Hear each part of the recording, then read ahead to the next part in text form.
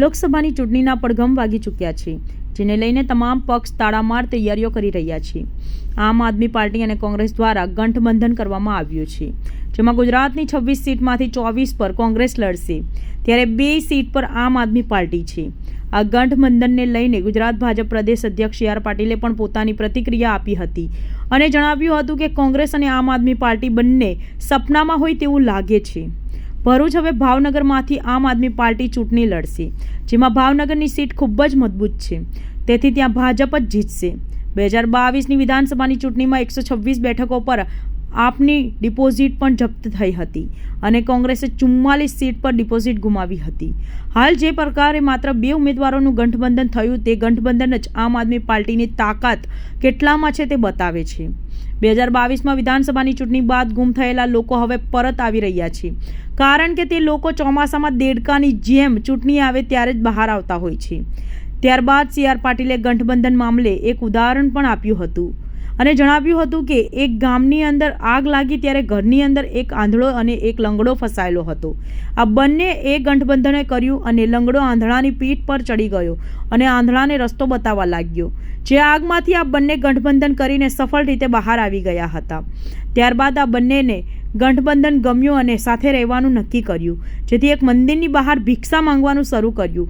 ધીમે ધીમે આંધળાને લંગડાનો વજન વધતો હોય તેવું લાગ્યું, જેથી તેમને એવું લાગ્યું કે તેમની સાથે છેતરપિંડી થાય છે, કારણ કે મંદિરમાંથી જે ભિક્ષા મળે છે તેમાં સમાન ભાગ પડતા નથી, જેથી લંગડો ખાઈ પીને ઝાડો થયો, જેથી આ બંને વચ્ચે તિરાડ પડે છે। તેવી જ રીતે આ ગઠબંધનમાં પણ અનેક તિરાડો પડશે।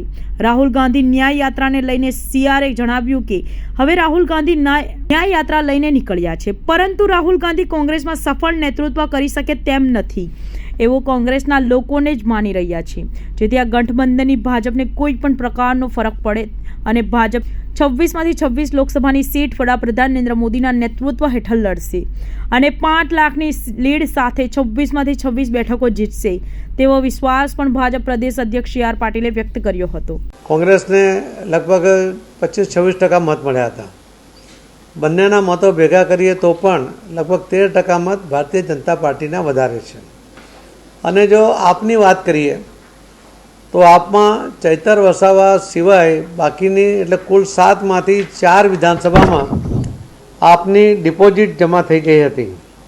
એટલે આ પ્રકારનો એનો રિપોર્ટ છે કે 7માંથી 4માં એની ડિપોઝિટ જમા થઈ અને છતાં આ ગઠબંધન કરીને એમણે 2 સીટ ઉપર ભરૂચ લોકસભા અને ભાવનગર લોકસભામાં જીતવા માટેનો એક પ્રયત્ન કરી રહ્યા છે।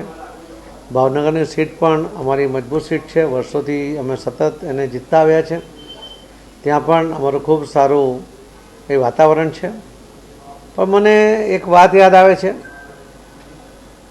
કે એક ગામમાં જ્યારે આગ લાગી હતી, એ ગામમાં એક લંગડો અને એક આંધળો 2 જણા એમણે ગઠબંધન કર્યું હતું અને એમાં આગમાંથી બહાર નીકળવા માટે એવો નિર્ણય થયો હતો કે જે આંધળો છે એ ચાલી શકતો હતો, તો એના ખભા ઉપર એ લંગડો બેસી જાય અને જે ઉપર બેઠો એ લંગડો હતો એ રસ્તો બતાવે અને આંધળો એ રસ્તા પર આગળ વધે, અને એ રીતે લોકો આગમાંથી બહાર નીકળી શક્યા હતા।